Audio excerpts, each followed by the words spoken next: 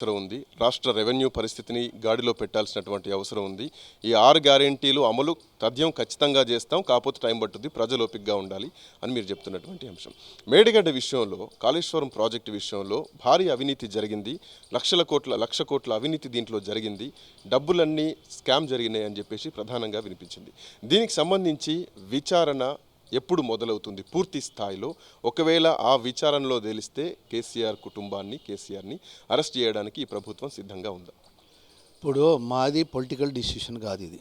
మీరు ఒక విషయం అన్నారు, ప్రజల కోసం ఎన్నుకోబడ్డది ప్రజా పరిపాలన అనేది విషయం. మేము ఇక్కడ ప్రజల ఆస్తులను ఎవరు కూడా దుర్వినియోగం చేసినా వాళ్ళు శిక్షార్హులే. ఓకే, రెండోది ఇమ్మీడియట్లీ యాక్షన్ తీసుకోవడానికి మాకేం తొందరపాటు ఏం లేదు. ఎందుకంటే ఒక డ్యూ కోర్స్ ఆఫ్ సిస్టమ్నే ఎస్టాబ్లిష్ కావాలి. ఎస్టాబ్లిష్ అయిన తర్వాత చట్టం తన ప్రాంతాన్ని చేసుకుంటూ పోతుంది. ఇవాళ మనం చూసినాము, ఇవాళ రేపు ఏంటి అంటే ప్రజలలో కూడా ఒకటి ఏంటి అని అంటే, వాడు గజ దొంగ అయ్యి, దోపిడి దొంగ అయ్యి, హత్యలు చేసినా కూడా వాడు సత్య అయ్యో పాపం అనే తత్వం అనేది. ఇప్పుడు వాడు చేసిన అవినీతిని కూడా మొదలు ప్రజలలో స్పష్టంగా ఒక రిజిస్టర్ కావాలి. రిజిస్టర్ అయ్యి ప్రజలలోనే ఒక ఉద్యమం వస్తుంది. ఇన్ని తప్పులు చేసిండు, మీరు ఎందుకు చర్య తీసుకోరు అనే ఉద్యమం కూడా వస్తుంది. మీరు చూడండి, అంటే ఈ చర్యకు నిదర్శనమే కాంగ్రెస్ పార్టీ గెలవడం. ఎందుకంటే కాళేశ్వరం ప్రాజెక్టు, మేడిగడ్డ పియర్స్ ఏవైతే కుంగిపోయినాయో వాటికి రిజల్ట్ ఇచ్చింది ప్రజలే. సో ప్రజలు ఆల్రెడీ కాళేశ్వరం ప్రాజెక్టు విషయంలో తప్పు జరిగిందని ఒప్పుకున్నారు. సో ఇప్పుడు ప్రభుత్వం చర్యలు తీసుకోవాల్సిన అవసరం ఉంది, విచారణ వేగవంతం చేయాల్సినటువంటి అవసరం. ఒక్కదాని గురించే కాదు, ఇప్పుడు ఉద్యోగస్తుల యొక్క జీవితాలతో ఆడుకున్నారు. అదేవిధంగా నిరుద్యోగ యువకుల యొక్క జీవితాలతో ఆడుకున్నారు. మహిళలకు ఇచ్చిన ఏ వాగ్దానం కూడా పావుల వడ్డీ రుణాన్ని మాఫీ చేయలేదు, అది ఉన్నది. అదేవిధంగా గ్రామాలలో 7 లక్షల కోట్లు అప్పు చేస్తే గ్రామాలలో ఎలాంటి అభివృద్ధి జరగలేదు, అదొకటి ఉన్నది.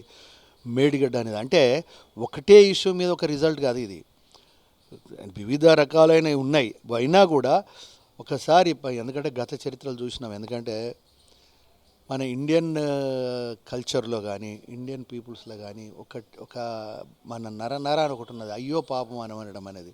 వాడు ఎంత దుర్మార్గుడైనా ఏదన్నా ఒకటి జరిగే వరకు అయ్యో పాపం అనే తత్వం ఉన్నది. అందులోంచి మ్యాండేటరీ ఇచ్చిన పబ్లిక్, ఆ మ్యాండేటరీ ఇచ్చిన క్రమంలో కూడా టోటల్గా వాళ్ళు జరిగిన తప్పును ప్రజల ముందు ఎండగట్టవలసిన అవసరం ఉంది.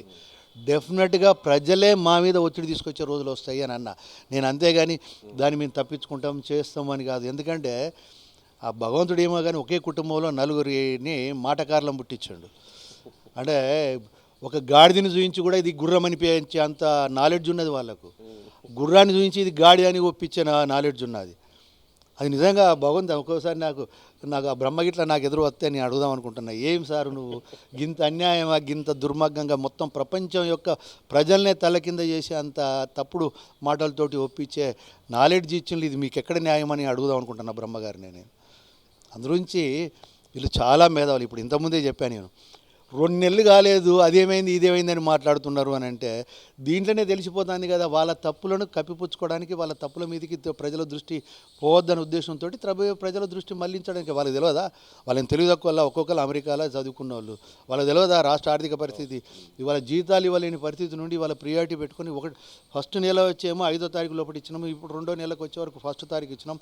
3వ తారీఖు నుండి మీరు చూడండి, 3వ నెల నుండి చూడండి ఎంత పర్ఫెక్ట్. ఎందుకంటే ఈ రాష్ట్రం యొక్క డెవలప్మెంట్కు, రాష్ట్ర ప్రజల యొక్క శ్రేయస్సు గురించి రాత్రింబౌలు కష్టపడే ఉద్యోగస్తులకే జీతాలేని ఇవ్వలేని దౌర్భాగ్య పరిస్థితి తీసుకొచ్చిన దీన్ని ముఖ్యమంత్రి గారు కూడా, మనమేమి భగవంతులం కాదు కదా, ఒకటేసారి మంత్రం అనగానే అన్ని సమస్యలు పరిష్కారం కావడానికి ఫస్ట్ స్టెప్ రాత్రింబౌలు ఈ రాష్ట్ర అభివృద్ధికి కష్టపడి ప్రజల యొక్క సౌకర్యార్థం కష్టపడే యొక్క ఉద్యోగస్తులకు జీతం ఇచ్చినప్పుడు వాళ్ళ కుటుంబం కూడా ఒక ప్రశాంతమైన వాతావరణంలో పనిచేయగలుగుతాడు.